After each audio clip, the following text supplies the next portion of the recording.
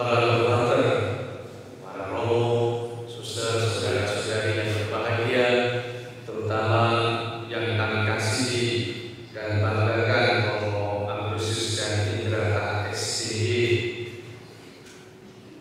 Kita berbahagia telah disatukan oleh Allah sendiri untuk merenungkan kebaikan dan kasih setia Allah yang tampak di dalam diri Romo Dhani yang merayakan 60 tahun hidup membiara.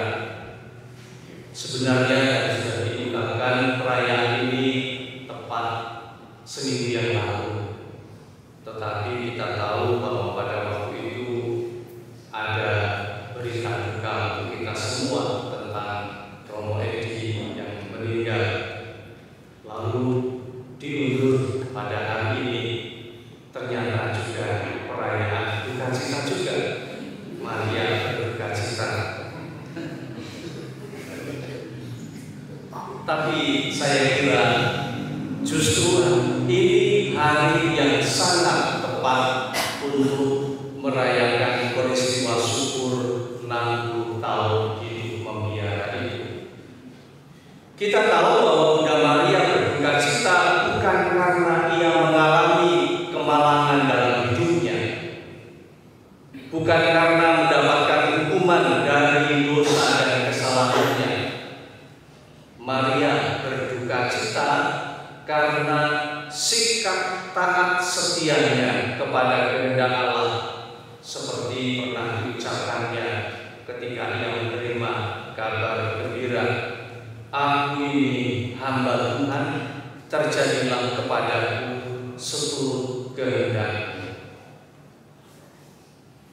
Ketaatan Bunda Maria untuk menerima Sang Sabda dan cintanya serta ketaatannya untuk menerima segala sesuatu yang terjadi dalam diri putranya itulah yang membawa duka cita bagi dirinya. Jadi bukan karena kesalahan, bukan karena dosa, tetapi karena cinta, karena ketaatan, karena kesetiaannya kepada Sang Sabda yang telah ia terima dalam diri Yesus sendiri. Karena ia cinta kepada Yesus putranya, ia setia, maka ia mengalami duka cita. Duka cita Bunda Maria telah diramalkan oleh Simeon dalam bacaan Injil tadi. Suatu pedang akan menembus jiwamu sendiri. Saudara-saudara yang berbahagia, kalau kita lihat, kita renungkan hidup Romo Dhani ini adalah hidup oleh karena ketaatan, kesetiaan dan cintanya pada Yesus Sang Sabda. Sebagai dehonian, pasti Romo Dhani juga mengucapkan seperti Bunda Maria, "Ecce ancilla, fiat mi secundum verbum tuum." Aku ini hamba Tuhan, terjadilah padaku menurut perkataan-Mu. Dan juga "Ecce Deo, inilah aku datang."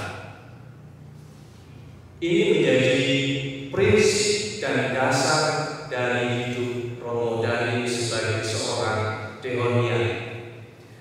Sikap hidup Yesus yang kita dengarkan dalam bacaan pertama tadi juga sangat mengagumkan dan juga menjadi tentu saja prinsip hidup Romo Dhani juga. Yesus dikatakan dalam bacaan yang pertama, "Sekalipun anak Allah, Yesus telah belajar menjadi taat." Walaupun ia anak Allah, ia ternyata taat, dan itu ternyata itu nyata di dalam penderitaannya sampai wafatnya. Lihat, Yesus pun mengalami duka cita ketika ia harus taat pada Bapaknya. Seperti Bunda Maria, pastilah Romo Dhani ini juga mengalami duka cita dalam memperjuangkan kesetiaan dan cintanya itu. Namun bagi orang beriman dan juga bagi kita semua, justru itulah kita menemukan sukacita yang sejati. Mungkin ini seperti suatu ironi, namun itulah kenyataannya. Pepatah Latin mengatakan per aspera ad astra, melalui kepahitan atau kesulitan menuju kepada bintang-bintang. Sesudah salib ada kebangkitan, sesudah duka cita ada sukacita, dan ini diwartakan, dialami oleh Yesus sendiri, dan ini juga akan menjadi pengalaman hidup setiap orang beriman kepada Yesus. Kita bisa melihat bahwa kesetiaan untuk menerima kehendak Allah dalam hidupnya tidaklah selalu mudah dalam diri Romo dan di masa-masa senior ini. Tidak saya katakan tuanya karena memang belum tua, cuma senior saja. Semestinya ada beribu-ribu alasan bagi Romo Dani ini sebetulnya untuk memberontak dalam tanda petik kepada Tuhan dan kepada keadaannya, kepada konfraternya, kepada kongregasi. Ada banyak alasan sebetulnya untuk protes kepada Tuhan. Kok keadaan saya begini, kok saya tidak bisa melayani lagi, kok saya merasa tidak berguna lagi. Ada begitu banyak alasan untuk memberontak. Bisa dimengerti dong? Ya. Alasannya cukup banyak. Namun kita lihat Romo Dani mencoba untuk selalu bersikap menerima dan terbuka hatinya untuk segala sesuatu. Ia selalu memancarkan kedamaian dan keramahannya. Semoga benar ya. Kayaknya agak berat ya mungkin ya. Tapi kita alami sendiri bagaimana kalau kita berjumpa dengan Romo Dani. Saya kira jarang sekali kita dimarah-marah, tetapi selalu menyapa, kemudian penuh keramahan dan sebagainya. Mungkin ia selalu ingat janji Tuhan melalui Nabi Yesaya,